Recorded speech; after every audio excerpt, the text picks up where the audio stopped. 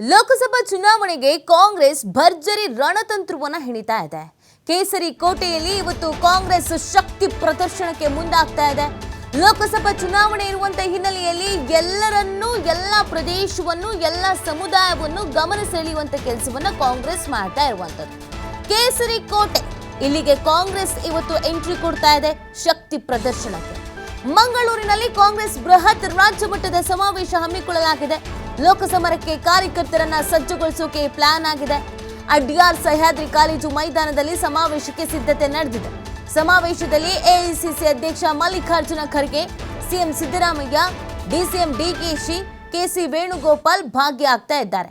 ಎಲ್ಲ ಸಚಿವರು, ಸಂಸದರು, ಶಾಸಕರು, ಪದಾಧಿಕಾರಿಗಳು, ಆಕಾಂಕ್ಷಿಗಳು, ಡಿಸಿಸಿ ಅಧ್ಯಕ್ಷರು ಸೇರಿ ಕಾರ್ಯಕರ್ತರಿಗೂ ಕೂಡ ಸಮಾವೇಶಕ್ಕೆ ಭಾಗಿಯಾಗುವುದಕ್ಕೆ ಸೂಚನೆಯನ್ನ ನೀಡಲಾಗಿದೆ. ಈ ಮುಖಾಂತರವಾಗಿ ಒಂದು ಶಕ್ತಿ ಪ್ರದರ್ಶನ ಮಾಡೋದಕ್ಕೆ ಕಾಂಗ್ರೆಸ್ ತಯಾರಿಯನ್ನ ಮಾಡ್ಕೊಂಡಿರೋದು. ನೋಡಿ, ಮಂಗಳೂರು ಅಂತ ಅಂದಿದ ತಕ್ಷಣ ಹಿಂದುತ್ವದ ಅಜೆಂಡಾ, ಅದರ ಜೊತೆಗೆ ಬಿಜೆಪಿಯ ಭದ್ರಕೋಟೆ ಅಂತ ಕರೆಸ್ಕೊಳ್ಳುತ್ತೆ. ಬಿಜೆಪಿಯ ಘಟಾನುಘಟಿ ನಾಯಕರುಗಳು ಇಲ್ಲಿ ಇದ್ದಾರೆ ಮತ್ತು ಪ್ರಧಾನಿ ನರೇಂದ್ರ ಮೋದಿ ಅವರು ಲೋಕಸಭಾ ಚುನಾವಣಾ ಅಥವಾ ವಿಧಾನಸಭಾ ಚುನಾವಣಾ ಸಂದರ್ಭದಲ್ಲಿ ಎಲ್ಲೆಲ್ಲಿಗೆ ಭೇಟಿ ಕೊಡ್ತಾರೆ ಅಂತ ನಾವು ನೋಡ್ತಾ ಹೋದಾಗ ಪ್ರಮುಖವಾಗಿ ಮೈಸೂರು ಒಂದಾದ್ರೆ ಇನ್ನೊಂದು ಮಂಗಳೂರು ಭಾಗದ ದೇವಸ್ಥಾನಗಳಿಗೆ ಭೇಟಿ ಕೊಡ್ತಾರೆ. ಯಾಕಂದ್ರೆ ಮಂಗಳೂರು ಅಂತ ಅಂದ್ರೇನೆ ಬಿಜೆಪಿ ಅನ್ನುವಷ್ಟರ ಮಟ್ಟಿಗೆ ಅಲ್ಲಿ ಬಿಜೆಪಿ ಬೇರೂರಿದೆ. ಆ ಕಾರಣಕ್ಕಾಗಿ ಅಲ್ಲಿಗೆ ಕಾಂಗ್ರೆಸ್ ಎಂಟ್ರಿ ಕೊಡ್ತಾ ಇರೋದು. ನಾವು ಕೂಡ ಇಲ್ಲಿ ನೆಲೆ ಊರಿದ್ದೇವೆ ಅನ್ನೋದೊಂದು ಮೆಸೇಜ್ ಪಾಸ್ ಆಗಬೇಕು. ಅದರ ಜೊತೆಗೆ ಅಲ್ಲಿನ ಕಾರ್ಯಕರ್ತರನ್ನ ಚುನಾವಣೆಗೆ ಸಜ್ಜುಗೊಳಿಸಬೇಕು ಮತ್ತು ಅಲ್ಲರ ಜನರ ಪ್ರೀತಿಗೆ ಪಾತ್ರರಾಗಬೇಕು.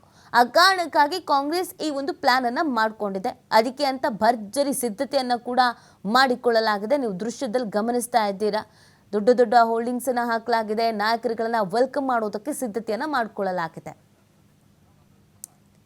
ಈ ಬಗ್ಗೆ ಮತ್ತಷ್ಟು ಮಾಹಿತಿಯನ್ನು ನೀಡ್ತಾರೆ ನಮ್ಮ ಪ್ರತಿನಿಧಿ ಆದಿತ್ಯ. ಇವತ್ತು ಕಾಂಗ್ರೆಸ್ ಮಂಗಳೂರಿನಲ್ಲಿ ಶಕ್ತಿ ಪ್ರದರ್ಶನಕ್ಕೆ ಮುಂದಾಗಿರೋದು. ಆದರೆ ಮಂಗಳೂರು ಅಂತ ಅಂದರೆ ಬಿಜೆಪಿಯ ಭದ್ರಕೋಟೆ, ಹಿಂದುತ್ವ ಅಜೆಂಡಾ ಅಲ್ಲಿ ಪ್ರಮುಖವಾಗಿ ಬೇರೂರಿದೆ ಅನ್ನೋದು ಎಲ್ರಿಗೂ ಗೊತ್ತಿರುವಂಥ ವಿಚಾರ. ಸೊ ಕಾಂಗ್ರೆಸ್ ಯಾವ ರೀತಿಯಾಗಿ ಅಲ್ಲಿ ತಯಾರಿಯನ್ನು ಲೋಕಸಭಾ ಚುನಾವಣೆಗೆ ಮಾಡ್ಕೊಳ್ತಾ ಇದೆ?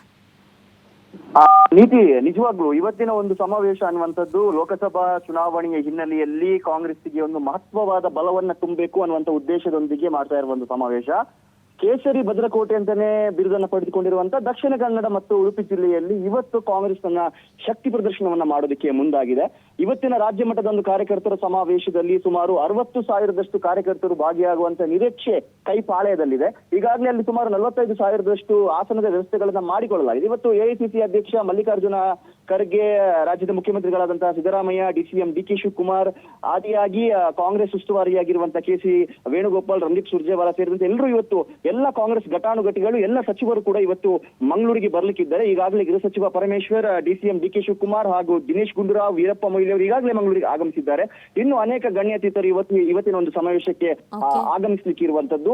ಇವತ್ತು ಕಾರ್ಯಕರ್ತರಿಗೆ ಒಂದು ಸಂದೇಶವನ್ನ ನೀಡಬೇಕು ಮತ್ತು ಈ ಭಾಗದ ಕಾರ್ಯಕರ್ತರೇ ಕಾಂಗ್ರೆಸ್ ಹಿರಿಯ ಮುಖಂಡರಿಗೆ ಒಂದು ಮನವಿಯನ್ನ ಮಾಡ್ಕೊಂಡಿದ್ರು, ನಮ್ಮ ಭಾಗದಲ್ಲಿ ಬಂದೊಂದು ಸಮಾವೇಶವನ್ನ ಮಾಡಬೇಕು ಅನ್ನುವಂತ ರೀತಿಯಲ್ಲಿ.